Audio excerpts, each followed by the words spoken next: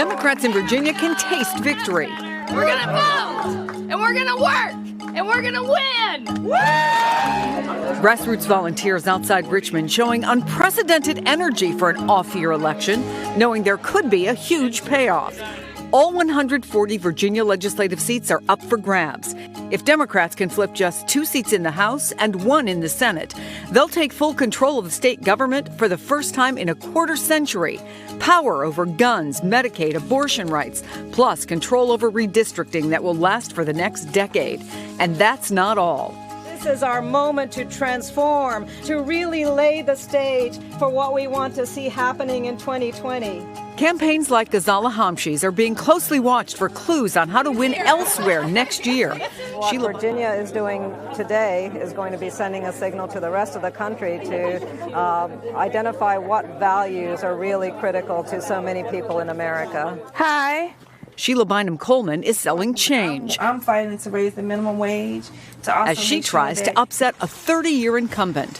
I'm running against the Speaker of the House who has a war chest of money. And he may outspend me, he may have more money than me, but he'll never outwork me.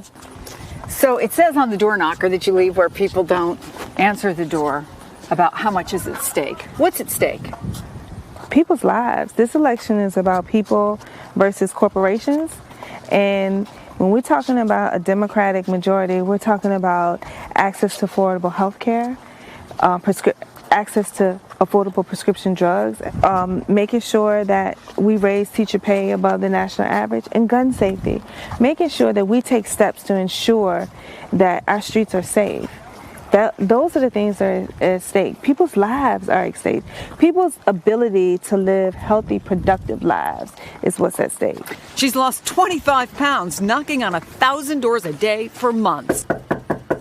I'm knocking on doors all day long. Like, I'm not doing anything else. We do events and community events, but for the most part, I'm out on the doors until it gets dark. If you've watched particularly these women candidates mobilize these large groups of people, it's been amazing what they've done. This is also about, for the next 10 years, who's going to have control. Yeah, exactly. And I think what we're seeing here is we're seeing a very different kind of Republican messaging than we've seen in the last 10 or 15 years in Virginia and even nationally. If you look at a number of these ads, because all these competitive races are taking place in suburban seats, we have Republicans talking about gun safety, Republicans talking about how they care about pre-existing conditions. By and large, they are moderating their message very significantly. They're taking the Democratic message. Yeah, exactly. The high stakes attracting high-profile visits from Senator Kamala Harris, Alec Baldwin, Vice President Pence. Historic amounts of money are being raised, bringing wall-to-wall TV ads that test 2020 messages on both sides. But back in suburban Richmond, Democrats aren't about to give anything away, not their message and not this opportunity to win.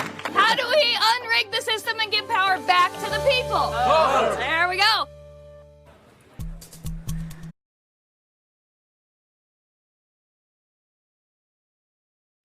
Hey, NBC News viewers, thanks for checking out our YouTube channel. Subscribe by clicking on that button down here and click on any of the videos over here to watch the latest interviews, show highlights, and digital exclusives. Thanks for watching.